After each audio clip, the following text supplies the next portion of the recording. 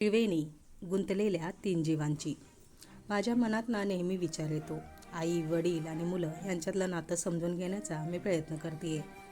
कारण बीज जननीत रुजतं तेव्हा अंकुर फुटतं. बीजाला जननीची साथ हवीच असते, कारण ते एकमेकांचे पूरक असतात, समरूप असतात. पण हे फक्त तेव्हाच शक्य आहे जेव्हा ते अंकुर फुलतं, वाढतं, जमिनीवर तटस्थ उभं राहतं. डौलदार, साजेसं, सुशोभित, आकर्षित, लोकांना आपल्याकडे खेचतं तेव्हा त्या बीजाचं कौतुक होतं. पण तेच याउलट होतं तेव्हा सारा दोष त्या जमिनीला, त्या जननीला दिला जातो. रुजलेल्या मातीत ते रोपटं कमकुवत ठरतं तेव्हा तो दोष मातीला दिला जातो. समाजाचंही असंच आहे. मुलगा किंवा मुलगी जेव्हा आपल्या कर्तृत्वानं पुढे जातात तेव्हा त्यांच्या बापाचं नाव अभिमानाने घेतलं जातं. ते जर अपयशी, चुकीचं निघालं तर ते त्यांच्या आईच्या संस्कारांचं लांछन ठरतं.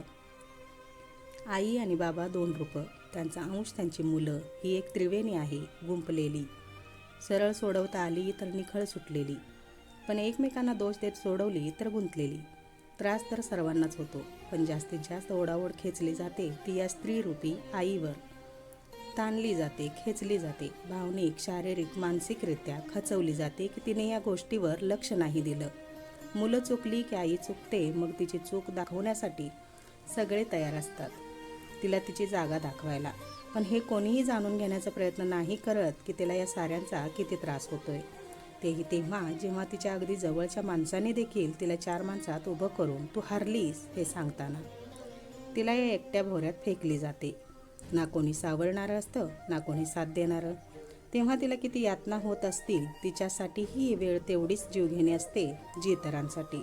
पण नाही, चूक करणाऱ्याला सोडून दिलं जातं आणि एका आईलाच चुकीचं ठरवलं जातं. मुलगा असो वा मुलगी, आई वडिलांना आपली मुलं सारखीच.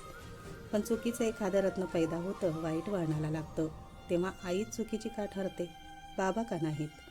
आई पाठीशी घालते हा जो मुख्य आरोप आईवर केला जातो जिथे तिथे, प्रत्येक आईला हे ऐकून घ्यावंच लागतं. आणि तेही तेव्हा जेव्हा जोवर काही वाईट घडत नाही.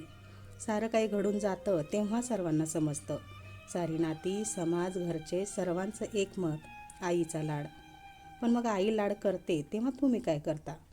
तेव्हा तुमच्याकडे वेळ नसतो का? सारं दिसत असताना तुम्ही त्यांना त्यांची चूक दाखवू शकता ना. तिला दोष देण्यापेक्षा हे बघा की आजवर आम्ही काय केलंय. कारण जगात असे कुठलेच आईबाबा नाही आहेत की ते आपल्या पोटच्या गोळ्याला जन्माला घालून अनेक कष्टातून त्यांना वाढवून जगाशी सामना करताना तू वाईट मार्गाने जा असे सांगणारे आहेत का? कारण इतर कोणीही तुमच्याबद्दल वाईट चिंतन करू शकतं, पण आई बाबा नाहीत. नेहमी तुमच्या भल्याचा विचार करतील, स्वतःला विसरून तुम्हाला सांभाळतील. पण त्यातूनसुद्धा तुम्ही तुमच्या विचारांनी जाणं पसंत करता तेव्हा तुम्हाला तुमच्या आईवडिलांचा विचार मनात येत नाही. कारण आईबाबांचे अनुभव आणि त्यानुसार त्यांची तत्त्व आणि सध्याचा काळ, ते तुम्हाला करावा लागणारा संघर्ष यात तडजोड नाही करता येत.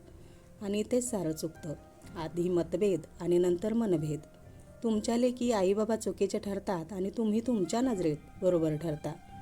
पण तेव्हा तुम्हाला तुमची चूक कळते. ती चूक सुधारण्याची जबाबदारीही या निष्पाप जीवांचीच असते, कारण ते आईबाबा आहेत. तुम्ही यांच्याकडे पाठ फिरवू शकता, पण ते तुमच्यापासून नजरसुद्धा फिरवू शकत नाहीत, कारण ते आईबाबा आहेत. चूक नसतानाही ज्यांना तुम्ही शिक्षा देता, स्वतःच्या विश्वात सुखी राहता, ते सुखही यांना मान्य आहे. पण तुमच्या चुकीला कारणीभूत हेच आईबाबा ठरतात. हे कटू सत्य कसं मान्य करायचं? ज्यांचा दोष नाही, फक्त अपयशी मुलामुलींचे आईबाप म्हणून या दोन जीवांना त्यांचं कर्तव्य, त्यांचे संस्कार, त्यांचे कष्ट हे जगाला दिसत नाही.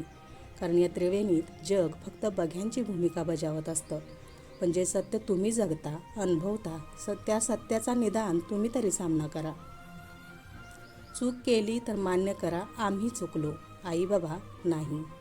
जे वाईट वागण्याची वृत्ती तुम्हाला सहज स्वीकारता आणि आयुष्याची माती करता, तेच विचार करून चांगला मार्ग निवडा आणि त्याच मातीचं सोनं करा.